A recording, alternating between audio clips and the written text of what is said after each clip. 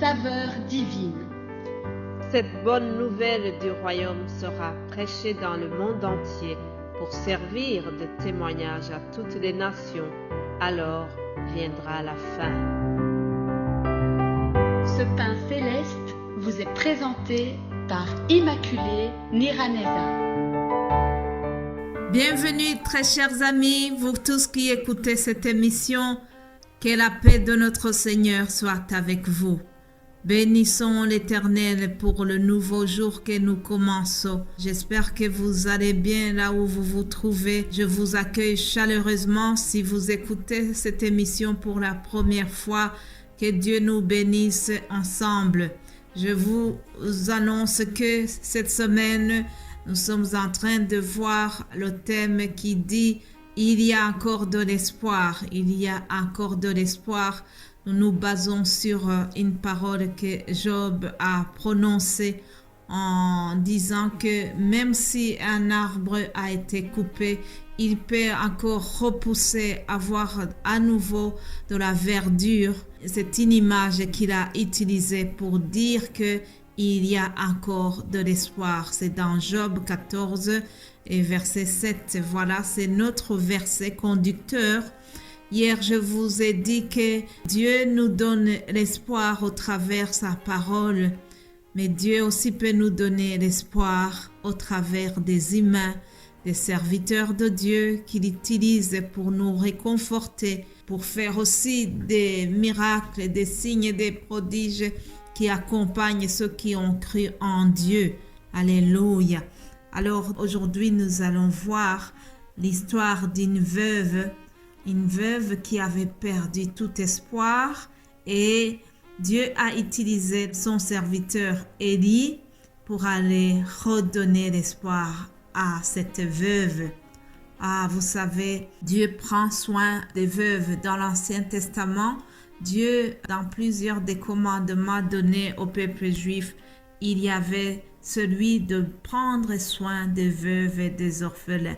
Aujourd'hui encore, Dieu prend soin des veuves et des orphelins. C'est une catégorie de gens à laquelle Dieu s'intéresse beaucoup. Lisons donc un des versets qui nous montre comment Dieu prend soin ou comment Dieu fait attention aux veuves. Exode 22, au verset 22, Dieu recommande à Israël en disant « Tu n'affligeras point la veuve ni l'orphelin. Si tu les affliges et qu'ils viennent à moi, j'entendrai leurs cris. Ma colère s'enflammera et je vous détruirai par l'épée. Vos femmes deviendront veuves et vos enfants orphelins. » Voyez, cela nous montre comment Dieu vraiment fait attention à cette catégorie de gens. Revenons à notre thème de base. Donc, Élie va chez une veuve à Sarepta et dans cette famille, il n'y a plus d'espoir. 1 Roi, chapitre 17, au verset 8. Alors la parole de l'Éternel lui fut adressée en ces mots. Lève-toi, va à Sarepta qui appartient à Sidon et demeure là. Voici, j'y ai ordonné à une veuve de te nourrir. Il se leva et alla donc à Sarepta. Comme il arrivait à l'entrée de la ville, voici, il y avait là une femme veuve qui ramassait du bois. Il l'appela et dit, « Va me chercher, je te prie, un peu d'eau dans un vase, afin que je boive. » Et elle alla en chercher. Il l'appela de nouveau et dit, « Apporte-moi, je te prie, un morceau de pain dans ta main. » Elle répondit, « L'Éternel, ton Dieu, est vivant. Je n'ai rien de cuit, je n'ai qu'une poignée de farine dans un pot et un peu d'huile dans une cruche. Et voici, je ramasse 2 morceaux de bois, puis je rentrerai, je préparerai cela pour moi et pour mon fils. Nous mangerons, après quoi nous mourrons. » Vous voyez, chers amis, je vous ai dit que cette dame était vraiment dans la détresse, était au bout de l'espoir. Elle dit à Élie que ce qui lui reste, elle va les cuire et les manger. Il n'y aura plus. Elle était au bout de ses réserves et elle affirme que ils vont manger cela, elle et son fils, après ils vont mourir. Elle attendait vraiment de mourir de faim. Elle ne voyait pas comment cela va se passer. En tout cas, elle était désespérée. Alors, le serviteur de Dieu lui dit de ne pas craindre. Ne crains point, rentre et fais comme tu as dit. Seulement, prépare-moi d'abord avec cela un petit gâteau. Voyez, Élie lui dit, c'est rien. Même si te reste une petite farine, pense d'abord à moi. Prépare d'abord moi un petit gâteau. Prépare-moi d'abord. Je voudrais que tu soulignes ce mot d'abord. D'abord, ça nous fait penser également à ce verset dans Matthieu chapitre 6, au verset 33, où l'Évangile nous dit « Cherchez premièrement le royaume et la justice de Dieu, et toutes ces choses vous seront données par-dessus. » Cherchez d'abord le royaume de Dieu et sa justice. Élie aussi dit à la veuve « Prépare-moi d'abord. » Autrement dit, Élie est le représentant de Dieu dans cette histoire et il est en train de lui dire « Occupe-toi de moi d'abord, honore Dieu au travers moi d'abord et tu verras la gloire de Dieu après. » C'est ce qui s'est passé, chers amis.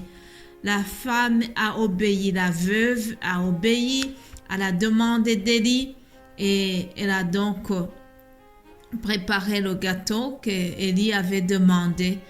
Et puis la suite, c'est que Élie avait promis que si elle obéit, la farine qui était dans son pot ne va plus manquer. Alléluia. Et l'huile qui restait dans sa cruche n'allait jamais diminuer. Et le miracle a eu lieu. Cela s'est passé comme le serviteur de Dieu l'avait annoncé. Alléluia. Parce que cette dame avait obéi à Dieu, avait honoré Dieu, avait honoré le serviteur de Dieu et a respecté sa demande. Elle s'est sacrifiée, elle a été généreuse dans des moments difficiles. Elle a été généreuse alors qu'elle était au bout de ses limites, mais Dieu lui a prouvé que sa puissance commence là où la limite humaine commence. Alléluia. Dieu lui a prouvé que c'est lui le pourvoyeur des biens. Alors, l'histoire se termine par ceci. La farine qui était dans le pot ne manqua point et l'huile qui était dans la cruche ne diminua point selon la parole que l'Éternel avait prononcée par Élie. Alléluia. Mais bien-aimés de Dieu, pour cette veuve qui n'avait plus du tout d'espoir, pour cette veuve qui était dans la détresse, Dieu s'est manifesté pour lui dire qu'il y a encore de l'espoir. Dieu a utilisé son serviteur pour consoler la veuve et son fils orphelin. Dieu est amour, chers amis. Alors attende-nous à lui aussi. Je viens te réconforter, toi qui te sens aussi au bout de tes réserves. Crie à Dieu et l'Éternel entend. Crions à l'Éternel et il entend. Appelons au secours et il viendra parce que c'est en Dieu qui agit au moment qu'il a décidé. Il agit quoi qu'il arrive. Et pour conclure le message d'aujourd'hui, je vous propose ce verset que nous trouvons dans Jérémie 33 au verset 3 qui dit « Invoque-moi et je te répondrai, je t'annoncerai de grandes choses, des choses cachées que tu ne connais pas. » Alléluia.